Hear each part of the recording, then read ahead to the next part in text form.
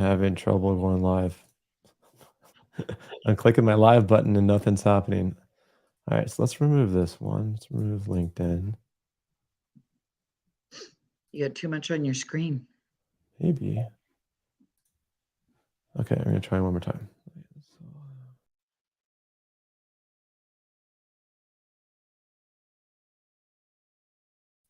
Okay, sorry folks, we've had some technical difficulties. I see I've been live for a minute and I didn't know it, and Dawn and I are just hanging out here. I had a whole intro video. I'm not gonna use it because we're here and we've already got about 10 folks on, so that's There we super just cool. go. Oh, okay, good. And some people are in and hanging out with us. If you just share your name, just your first name, we don't need your whole name, so we know who we're talking to. We'll happily say hello. All right. Well, so it's been the last time I did a scheduled recurring show of Shoptalk was almost a year ago in July and August of last year. Wow. And I found a friend. Her name's Donna. She's pretty cool. A lot of wisdom. And I've always made it a goal of mine to be surrounded by smarter people than I in the same room. And Donna, you definitely fit that bill. And let's just jump right into it. So we're back on Shoptalk. It's all things for landlording.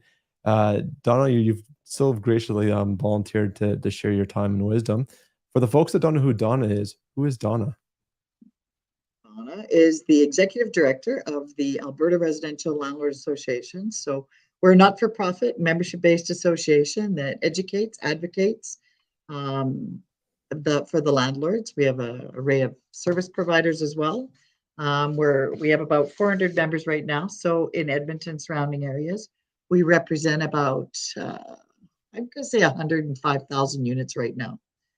So we do a lot of webinars, seminars, luncheons, golf tournaments, trade shows, all kinds of things during the year just to network, get our landlords together. So you know what, if you're a landlord and you need a bit of education, we do RTA courses. I help with opinion, advice sometimes. I'm not legal by any means, but like you said, share my wisdom. Yeah. It just means I'm old. That's what I get. It's just I'm old. Experience. We're just going to do an experience. Yeah, I've been around the block a few times for sure. Yeah. That's for sure. Okay, good, perfect. So someone said they can't hear anything, and then we just got confirmation that the sound is good. Okay, so I hope you can get your sound going there. But let's get into it. There's just been so much information. So the first part of the show, I just wanted to kind of talk about our industry news. There's just some really unique, unprecedented events that we've never had happen before. So, and I think it's important for us here in Alberta to kind of understand what's going on in the rest of the country, because it's only a matter of time, I think, really, before that kind of comes into our markets, and it's a problem that we probably have to contend and manage. So let me just pull up my trusty notes here. There's a rent strike going on in Ontario right now. It started a month ago, so they're in month 2, if it's still going on. And what makes this, well, two things. We have a rent strike, which is just crazy. So let me pull up the article while we get this going. And Don and I were just talking on the pre-show here about just a whole lot of stuff going on here. So the company is called Dream. Is the owner? Are they the owner or just the property manager of the building? They're the owner, I think. Okay, yeah. I'm going to say they own it. Okay, and I'm gonna get the screen here for you folks. Anyways, essentially, it's a 240 unit building, and about 200 of these tenants decide not to pay rent, Just like that. which is just super wild, you know. So let me just get this up here. It should be coming on board now. Perfect. Here it is. So tenants in Toronto building are refusing to pay rent and striking against the landlord. So this started in June. And some of the backstory as well is this company definitely, they went through to all 240 tenants and offered payment plans for a rent increase that was coming up. That was very nice of them, by the way. Yeah, to make it work. And it's all done by the book. And it's at 33 King Street. And I found in Toronto, everyone refers to the building by like their street name. It's like a popular thing. And yeah, it's unprecedented that they've got over 200 tenants that have decided not to pay rent. So that one there, when you looked at that, they said they got a 22% increase over the past 5 years. Was that according to the rates Ontario allowed? So were they allowed to increase rent 3, 3, 3, or 2, or whatever it was, and that Yeah. equated to 22%. Or is Like, is that? that like when you look at the words 22% in the first article you had up there? Yeah, I'm trying to find it. Here it is. Yeah, I know 22%. this would be I think they did substantial renovations in this building, and I think 22% is definitely above board, even if it's split out over 5 years. What would that work out to be? 22. Well, 25 divided by 5 would be 25%. So this is like 3 to 4. Well, you know what? This could be on par because basically they have rent controls and they've been in around inflation. So in around 1.5 to probably 2.5% at most. So actually, you know what? No, that would have been probably It above says, average. yeah, it says which should have seen rents increase no more than 7% in the same period. Okay. So, but so is this building different in that regard, or has Ontario got 1% increase every year? Like, is that what they're facing in Ontario, that landlords can do is 1% or 2%? Yeah, it's been below. It's been definitely below 2%. Really? Yeah, Interesting. which is when you think about we just came out of an inflationary period, so Yeah. they're not even keeping pace with costs and all that kind of stuff. But so this landlord would have to go get approval to do over the Exactly, limit. which they So did. there They you went go. and applied for it. So typically they they don't so the equivalent in Ontario is the landlord tenant board, and they only allow above market rent increases above the rent control guidelines on an application. And typically you've basically have to have done substantial renovations to justify that and shown the proof of receipts and the renovations that Yeah. you've put into a building. Interesting. Hmm. In all my lifetime, I've only seen one. And Rent strike? that one rent strike I had was just in the building I was managing, and it didn't last more than 2 hours. So it was okay. Oh, wow. It was just it was just as, "I'm not paying," then that was the end of that rent strike. There you go. Yeah, and you know what? For sure. So this happened before. It's probably the largest in its size, Yeah. which is one thing to take a note of. But what I got really concerned about or is interested is a union actually backed the tenants and supplied them $5,000. So the Canadian Union of Public Employees provided $5,000 to these tenants to go on strike. I'm just gonna find the somewhere around here. This is probably really small, but Yeah, it is. um, Why? it's wild. But here it is, $5,000. So I don't know what I'm concerned of for these tenants and these individuals that decided to take the strike is, do they understand the ramifications of Yeah. the next time they go and apply for um, a property? And we got some questions coming in, so I'm just gonna actually flip over that, and I'll let you answer that one, Donna. Someone says, "What's the percent increase for Alberta?" Donna, I know you're well versed. Do we have rent controls in Alberta? We don't have rent controls in Alberta. We are one of the, I think there's only 3 of us left, Saskatchewan, Alberta, and Manitoba. We have no rent control here, so we can do any amount of increase, and we're pretty much market driven though in Yeah, Alberta. So if your neighbors are charging 1,200, you best, and you have a comparable project, you stay at 1,200. So it's a matter of what the market can bear. We've I, always been that way.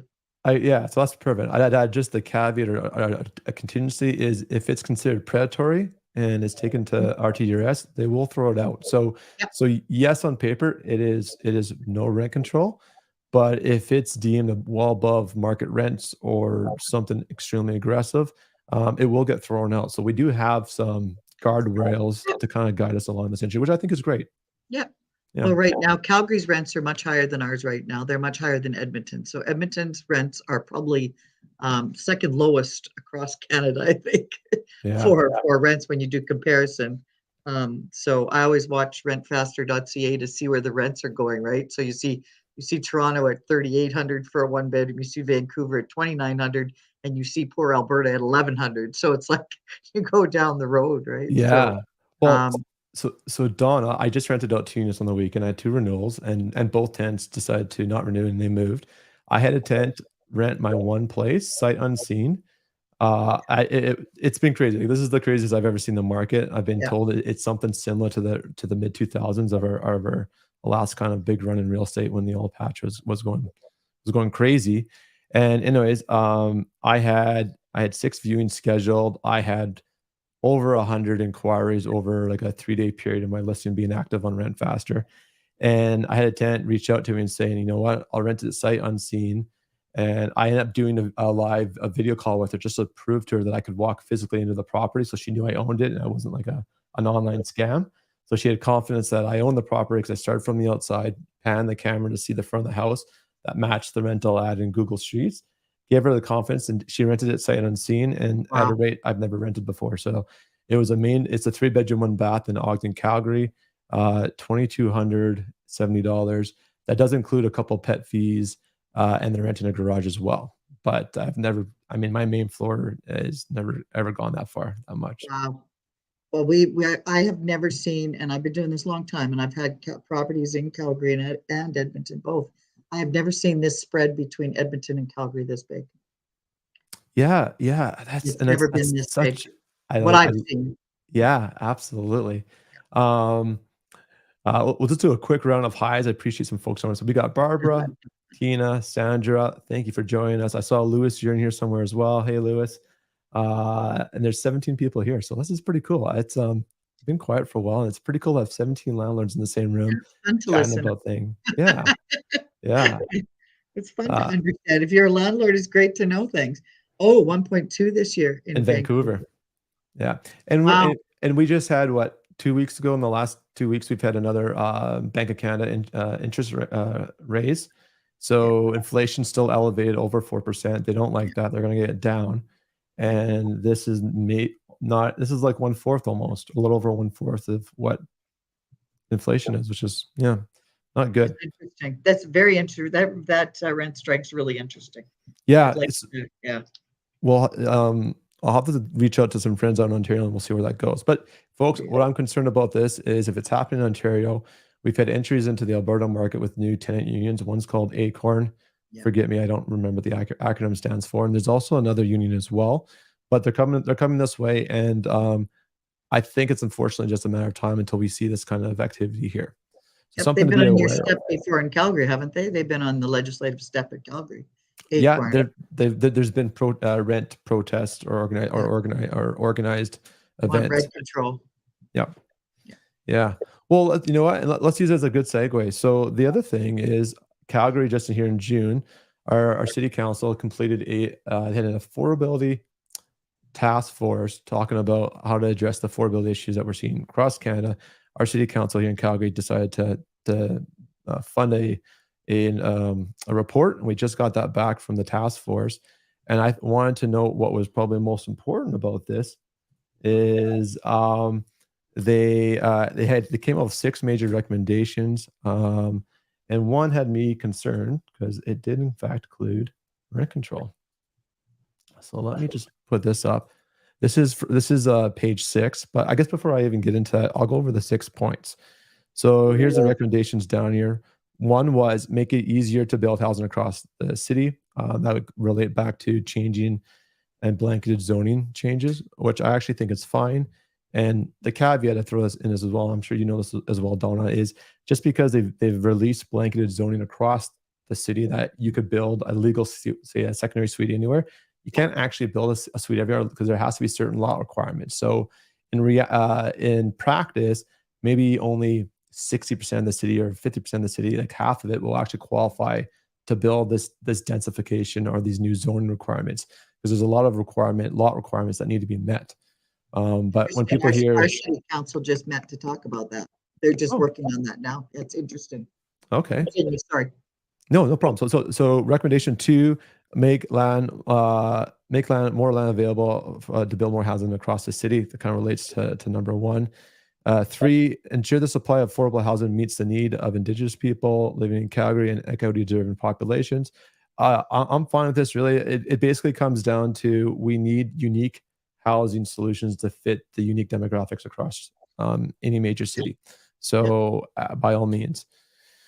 The next 2 recommendations will help Calgary strengthen the housing sector to support gathering partner collaboration, foster a greater impact if they had a play, as if they were to act alone. So they have the housing sector to facilitate greater collaboration and increase the investment to support housing providers. So this is great because this is where us as housing providers and investors can fit in and be a part of the solution.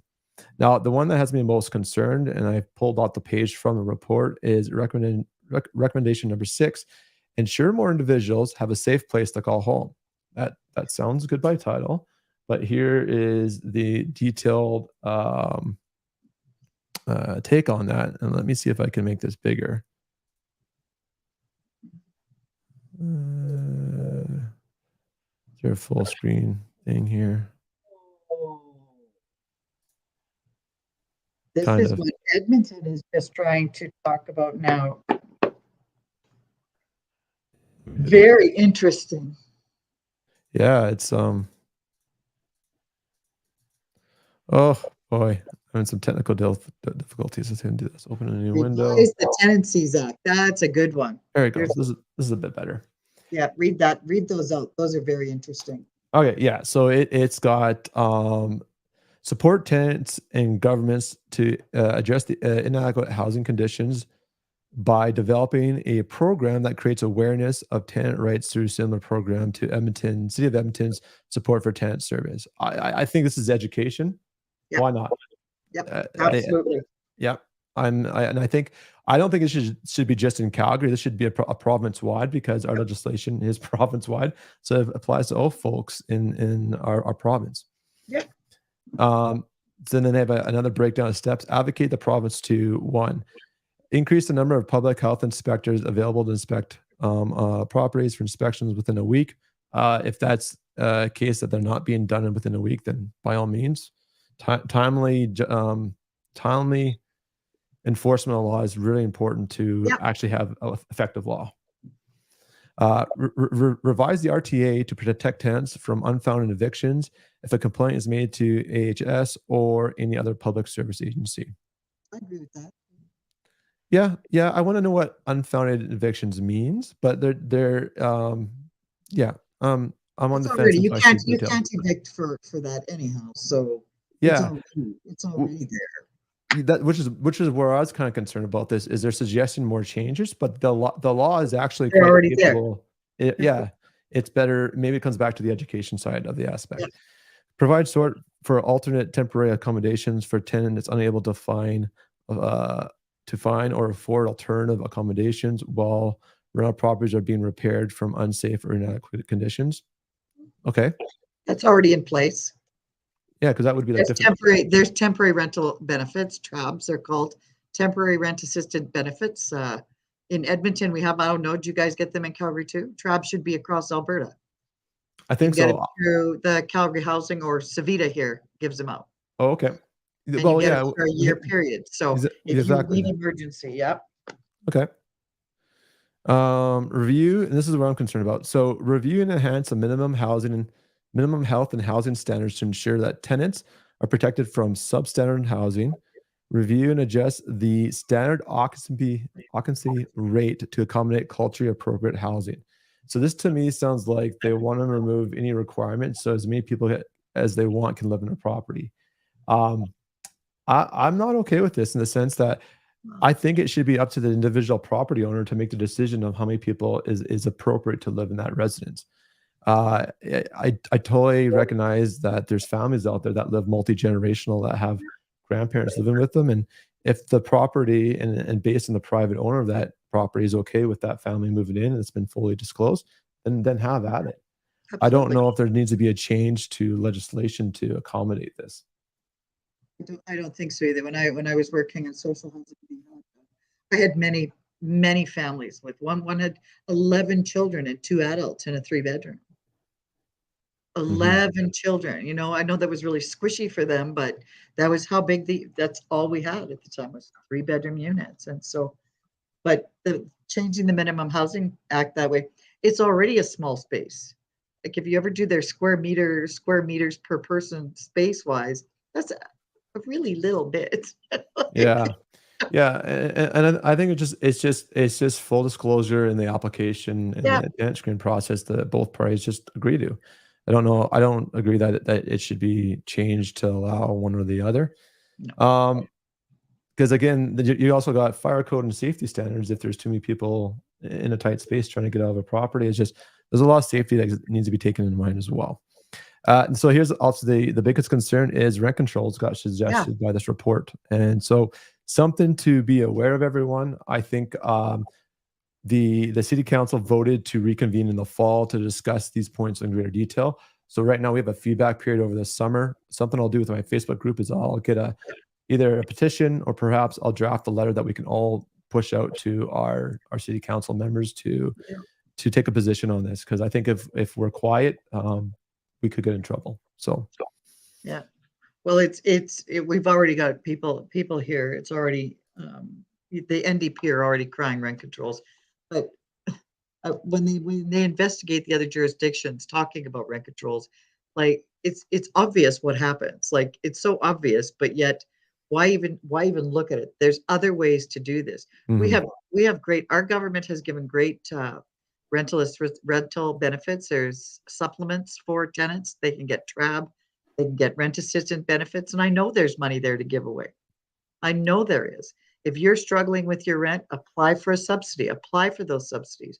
I sat on the government's affordable housing task force, the government one, 2 years ago, and so that was an eye awakening for a lot of people, because a lot of people talk affordable housing and low income housing. So the need to define affordable housing is huge. What is affordable housing? Like right now, affordable housing is 10 to 15% below market. So if the market's running at 2,000 a month, who's going to be able to afford 1,800? If they can't afford 2,000, they're certainly not going to afford 1,800 a month. So there's no definition. Nobody defines affordable housing. There's multiple definitions by multiple groups. So yeah, exactly. Like government of Alberta is that 15% below market rates, which is what is the current market rate? I mean, and we're in such a flux period too. That's a difficult question to get market rate under check. Yeah. So, but they talk about the market rent. So you can apply for affordable housing here. You can absolutely apply for affordable housing, but if your income is higher than 36,000 and you're a single mom with 2 kids, you qualify for a certain amount. Yeah. So the core need in that is it needs to be redefined. It needs to be reviewed, but nobody talks about the things that will help. Like more rental subsidies will help. Defining affordable housing, bringing up the core need for people, allowing them to make a bit more money to qualify for affordable housing, or what I call near market. So you have your low income housing, which we need more of that as well. But nobody's moving from there because it's low income. It's just like build more. It's interesting. It's a real bad circle. Yeah, it's almost maybe if they can build more of a tier transition or tiered system to get people through the system and not be stagnant, right? So that's right. You have your mixed income models now that are going up. So we have 2 here right now, one with 240 units, one with another 180 going up, where you go in at low income, near market, or market rent. So you have the tiered income levels, and those work well. Need more of that. Absolutely. Hey, Leo from Edmonton, thanks for checking in. Thanks for hanging out with us. So we got some comments in. So I want to kind of tackle these, and then we're going to take some general Q&A. I've been asked a bunch of questions lately. I've got a bunch of new landlords in our community, so we could tackle some just tips for some new lands starting out. And for some of the more senior landlords in our group here, if you've got a sticky problem you want a second opinion on, let's see, challenge us. Let's see if we can help you out in your position as well. So what I struggle with as a landlord and a person, I've paid my taxes to allow municipal government to build sustainable and affordable and subsidized housing. As they done a horrible job, actually not a great job. I'm just going to keep it friendly, pathetic is what they said. And now they're coming after landlords. What happens if all the landlords sell? Where will they be? And this raises a conversation and a data point that I think is very skewed or actually unknown. Is I would love a proper Stats Canada survey to, especially in Ontario, and going back a decade and a half, call it 15 years, and see what the actual exodus of private mom and pop landlords have left the rent industry because they've deemed it too risky. Yeah. And what was that reason? You know, the eviction, the rent controls, the 8-month delays at their landlord and tenant board. It'd be really eye-opening to see those numbers, and I believe they're pretty. My gut feeling says they're very understated. It's also really important to go, like I sit in all of I sit and listen to all our council meetings, Edmonton's council meetings, So it's really important that when this comes on the plate to discuss, we need all the landlords standing there. We need them all speaking to this issue, and very strongly, because here I'll do a call to action for our landlords, but our government, our city municipal government's looking at doing licensing of landlords. They want to put extra licensing. So if we break a little bylaw, they're going to take away our extra license. I have no idea what they think is going to happen there, but they're also talking the same way. But again, they think affordable housing is the same as supportive housing. And it's like, we need definitions firstly, like somebody needs to define it. But they're talking about extra licensing and bad landlord registries they want to make. So tenants don't get involved with the wrong thing. So both of our municipal governments are talking the same sort of issues here. It sounds good on paper. It sounds good as a headline. The ability to execute and practice is where it falls through. Yeah. And if we're going to truly have a database that kind of holds people accountable, well, it's got to be holistic. You can't have one side over the other. It's got to be a net benefit. I would actually support a database that had both tenants and landlords that were troublemakers in the industry, and have a very clear guidelines defining what is a troublemaker and what's not, and a way in a process to dispute if you've got incorrectly named in the database. Make it above board and let it happen naturally. I agree. So this is another segue. I'm going to steal this, and then we'll take some questions. So if you want, throw some questions in here. I know we're really busy right now, and the one question I've seen quite a bit in the Facebook group come up was people's how do I properly decline a prospective tenant? So that will be a good one to have right now. This comment came up here. What is being said or suggested that to protect landlords from bad tenants? Exactly what we're just talking about. 100% agreed. So what's happening right now is there's this other group, and let me open up right now. It started in Ontario, because I can understand they're in a much tougher position than we are. But a couple anonymous individuals started a database where people can submit their and I'm going to reshare the screen here as I'm trying to do two things at once. They can submit hearings. So obviously we're in Alberta, we're RTDRS. In Ontario, they are the Landlord and Tenant Board. So there's this open room. It's available for both tenants and landlords, which I think is key. It's that balanced approach that we're talking about. And anyone can upload a judgment. So here's one right here. Click on it, and you're actually, oh, that didn't show up in the screen. Let me try that again. It was in there. They're pretty outdated, some of them. Well, the problem is they're trying to address the repeat offenders, right? So you could do that in Edmonton too. You can do that here.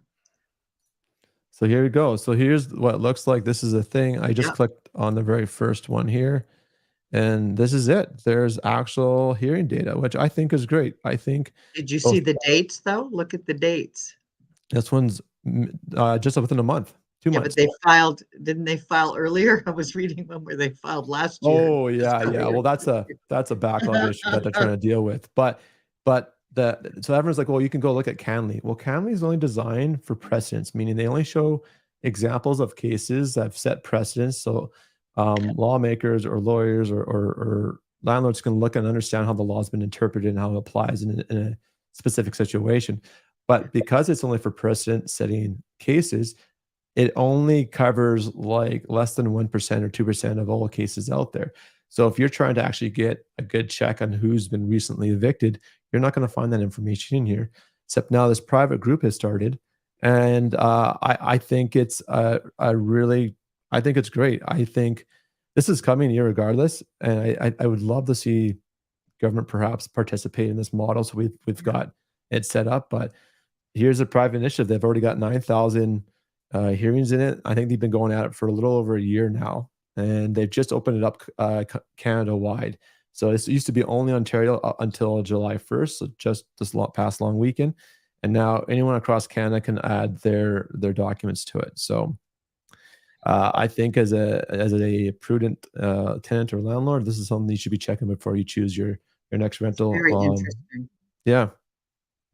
So, okay. There's a little bit of a market update and some things happening in our worlds. Well, and let's be real, the landlords that that some of them are trying to go after are not the 1 to 9 or 1 to 20 unit owners. They want the large ends. But that's only going to make rents go up. And there was one comment there, I've not raised my rents in over a decade. So you're going to lose good tenants. Yeah, you'll be forced to. You'll be forced to raise your rents if they put in rent control, because if you don't take advantage of it every year, you'll lose it. So Yeah. you'll Yeah. need to do it. So you're right.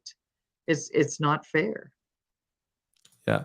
And the Canadian Mortgage and Housing Corporation came out with a report a couple weeks back, and I'll see if I can find it on the flyer, but they basically showed the rent parity between renewals, which is someone renewing, which means that there's rent control. So it's usually at one price, and then the pricing for a new rental and a fresh brand new lease. And of course, Alberta, because we don't rent control, that parity was almost on par with each other, only like a slight delta of a difference. In Ontario, it was substantially huge, which is where you get those you get really bad situations where people are stuck. They're house locked, or they're almost locked as a prison. And I've seen situations where you've got perhaps an older couple getting past retirement with increasing health issues, and then a 4-story walk up, but they've been living there for 15 or 20 years, and so now their rent is like $1,200, and market's like over $3,000. And they're in a 4-story walk up. And they physically have issues getting to their unit now because Exactly. there's no elevator. And that's just, you create those situations. And rent controls also only benefit existing tenants, nothing for the net new. So every time you have to move, or you're new to the province coming in, you're subjected to market rates. Why not have everyone participate at the same market rate, completes more competition, and keeps that pricing more competitive? Right. We've been doing just fine. We've been doing fine in Alberta this way. Yeah, the rents have been fair and reasonable, and everybody's been okay. And Donna, what happened like 2014, 15, 16, 17? Did rents keep going up? They tried to bring rent controls into place too back in 2007. It failed. It failed. They had to back off very quickly. So it was tried here, but it failed. And anyways, it's not good. So folks, the whole part of this conversation is if you're talking to your friends or whoever, your colleagues, and this comes up, is to be able to arm you with the data and the talking points to have an articulate conversation to back the other side, so we can keep I think we have the best jurisdiction here, definitely countrywide, that really balances both the landlord and the tenant needs. Yeah. Okay. It helps everybody. It helps everybody, and it works. Yeah. Boom, boom. So is rent control jurisdiction? Generally in Canada, it's by province, because that's how we're governed, by the RTAs in each one. But there's unfortunately, if it got passed through council, there's nothing saying that they can add something in to try to fight that. It gets messy, but it should be done at the provincial level. Okay, here's a question: with rent control, once our year lease comes for renewal, would we be able to not renew the lease, raise the rent to whoever we want, as long as we get a different tenant? Yes, but then part of the problems in the BC and Ontario, and I think this is close behind rent controls coming here, is if they don't have term leases. Every lease in those provinces, once you bring a tenant in, has the right to stay in that property, and only can be you can only end a lease in a very few specific circumstances. Where here in Alberta, if tenants and landlords agree to a term lease, when that term is up, that is it. There's no obligation on either party to renew. But that's not like anywhere else. In Ontario, you can't, once the tenant's in there, you can't. There's no such thing as term leases. It's month to month, right off the hop. Wow. Right. I think I've got to go study some of these other provinces' laws. And BC is the same way as well. They don't have term leases. So you can do a fixed term, but there's no motivation to do it. So everyone just does month to month right off the hop. And Is Alberta at risk to losing term leases? I sure hope not. I sure hope not too. But this is why we're talking about these things, to keep it in the RTA. The fixed term starts a certain date, ends a certain date, and that's it. So the last time they changed the Residential Tenancy Act, it took 5 years. So we can only think. Well, and Donna, you're telling me we're just in the start of a cusp of another review period. Yeah, just. Yeah. Okay. Well, let's talk some tips and tricks. I mean, we wouldn't be a landlording talk show without helping some folks out. So let's take the easy one right at the hop. How do you properly decline prospective tenants? And we can take that from two angles. I'm going to throw this question at you, Donna. We've got tenants just applying on a rental property, and then ones with an actual application in place. So let's say right now we've got high demand, little supply, lots of people inquiring on a property. How do you properly decline someone that you're not even going to give them a viewing? What would you say to someone? You can ask Oh, questions. I think I lost you, Donna. Did you lose me? Or maybe hold on. I think my headset quit working. I've been having some issues here. If people can hear Donna, I'll let Donna kind of keep talking here. If you can hear me, I'll just keep talking. You know what? The Human Rights Act is pretty clear. Tells you what you can and can't ask. If you haven't read it, they have some really good tip sheets. You need to make sure you're asking the right questions, and you can't pinpoint certain people to ask certain questions. So if you only ask this person that came in to see all their bank statements, and you didn't ask these other people to see the bank statements, then that person could say you're being discriminatory, right? So you need to make sure your applications are standard. If you go off of income and you need to have a certain references, you need to have written landlord references or whatever you need to have. If you're not asking everybody the same thing, then don't ask it. That's number one rule. When you're going to decline a tenant, you just be gentle, be straight to the point. Don't allow for any arguments, and use. You don't even have to give a reason. You can ask them that if they'd like to know the reason, to send you a letter. I've always done that. Send me a letter in writing requesting the reason why I've declined your application. Or if you want to be nice and tell them. Unfortunately, your references came back unwarranted or whatever. Mm-hmm. Or your reference didn't get back to me in time. But you always want references. You want references or written references. And then you still have to be careful because you don't know if you're getting the right people on those references. So, yeah. But if you do a certain ratio or what is that, credit ratio, if you use that, then make sure you use it for everybody. So just be careful with your discrimination and just be careful that you're following the rules. But and don't ask where their income's coming from. That's the biggest one. Okay. Don't ask that, but you can compare everything. You're not going to rent to somebody who makes $1,100 a month, a $1,500 a month property. So you can just be quick. Tell them to put in writing if they don't want to rent, and just say you have no rental. But watch your no rental history either. Oh, you have no rental history. You have a lot of newcomers coming in. Be very cautious with that. So just be careful. That's all, and be honest. Yeah, I would say to add into what Donna said, I'm in this type of market. I just say I have another application under consideration, and I apologize if it changes. I'm happy to call you back and set up a viewing at that That's time. a great one too, especially in Calgary. Now you could say that.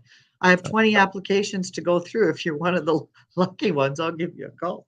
But you have all that too, and make sure they know you're going to do a credit check. Yep. But do it for everybody.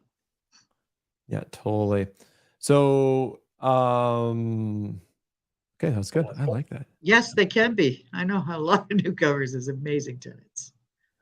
What are the Landlord union.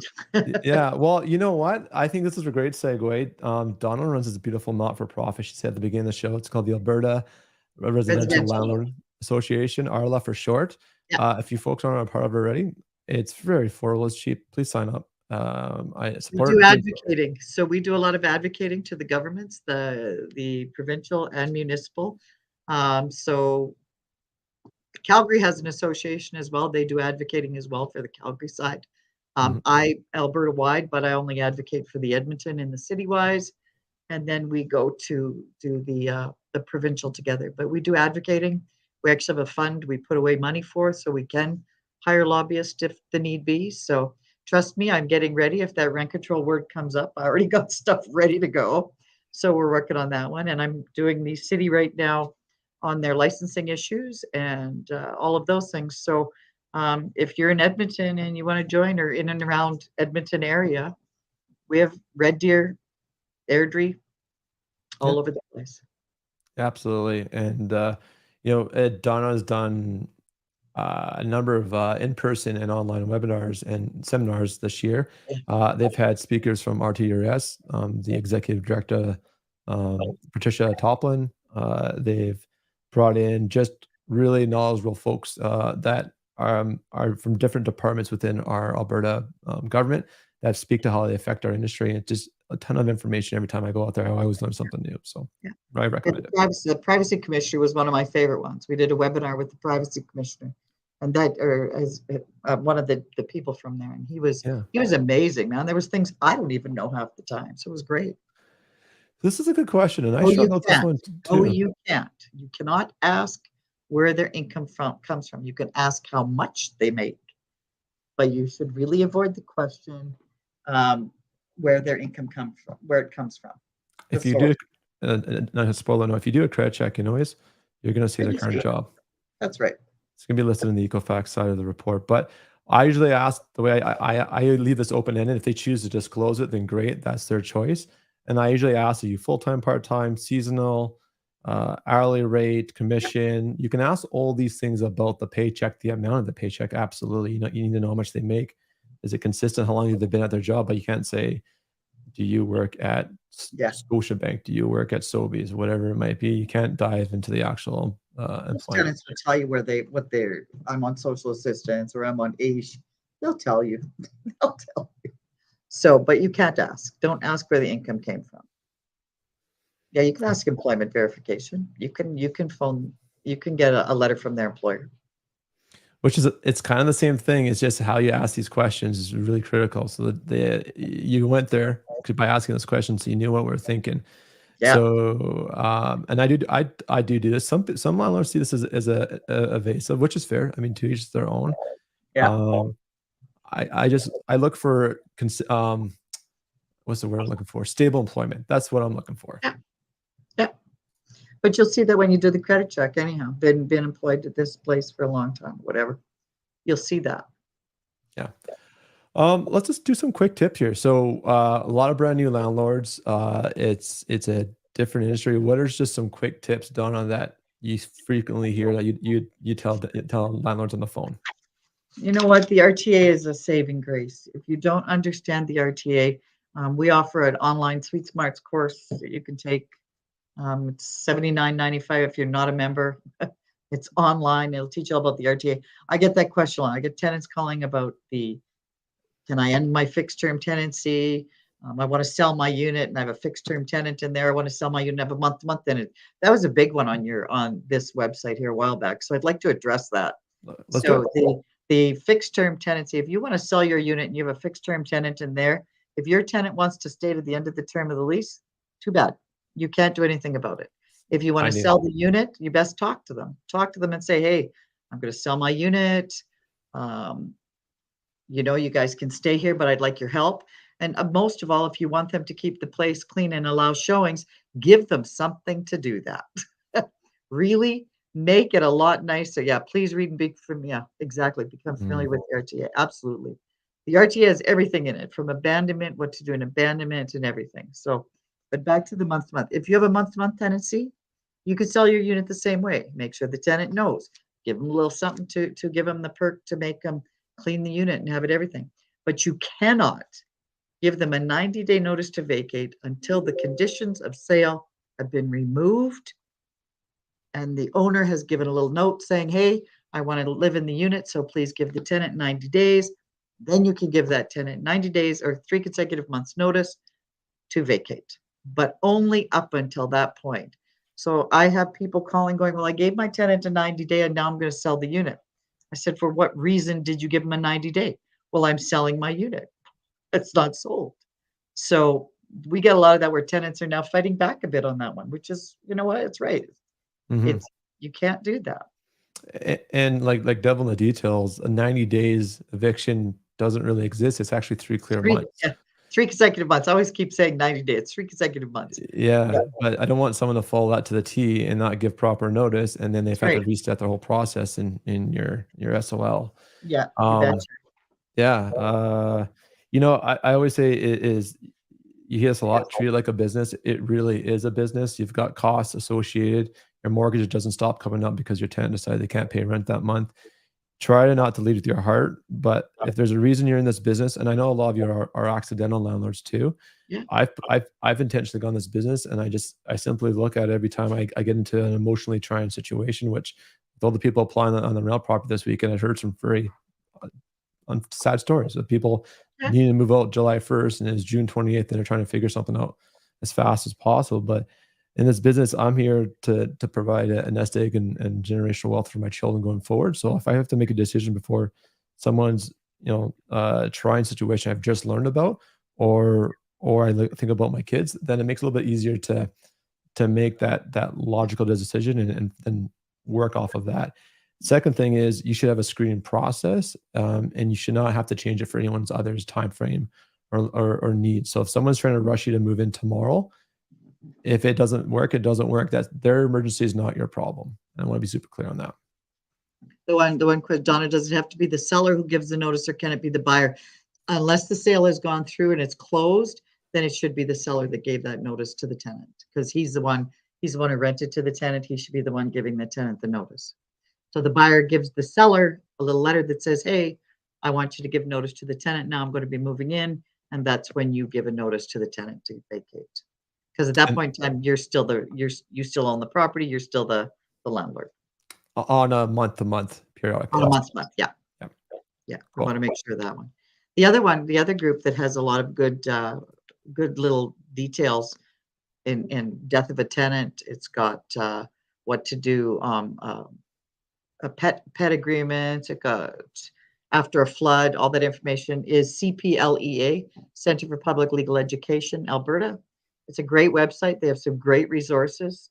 I give a lot of people those resources to look up, especially on a death of a tenant. That one comes up a lot, and it gives you things you can do and what you need to have done. So there you go. That's a great book. That's one of my favorites. Yeah. So educate yourself. That's the biggest part. Like the biggest thing is educate yourself. Absolutely. The RTA has got everything in it. Everything. just take a look. It's got some good stuff. Maybe the next time we do the shop talk, we'll focus on a death of a tenant or abandonment, and we'll provide some steps for people to do. Those are always good. I have some horror stories from those. Yeah. All right. Also, we are able to report latent rent collections on tenant bureaus when they tell our tenants that we are letting them know and that we have the tools to stay in control of the transaction. Yeah, we are. There's more tools nowadays. There is the landlord credit bureau.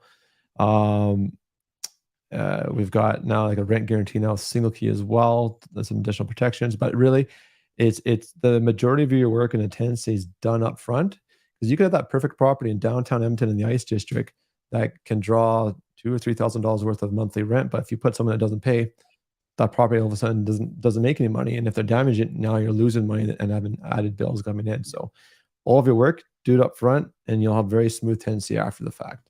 It's probably 9%. Yeah. Can you redo that question? Sure. In Alberta, we can't call Equifax and tell them, hey, our tenant paid late, we'd like to report them. We don't have that in Alberta.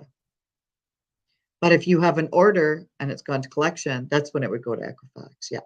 Oh, yeah. Yes. I just wanted to be clear on his question there. Sorry. Yeah. So damages are subjective. You need to go through a tribunal. In our case, it's RTRS before you have a dollar amount you can report. If it's just something that's contractual in your lease, like unpaid rent, you don't need to go through RTRS for that, because if they've not paid it, you can go and register that, because it's black and white. Yeah. But as long as you have a judgment and an order, you can move ahead. Yeah. Yeah.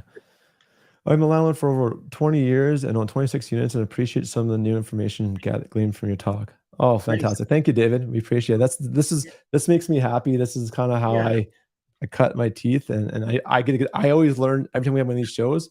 I learn something from Donna or from one of you sharing a comment, and you know what? Yeah, I like it.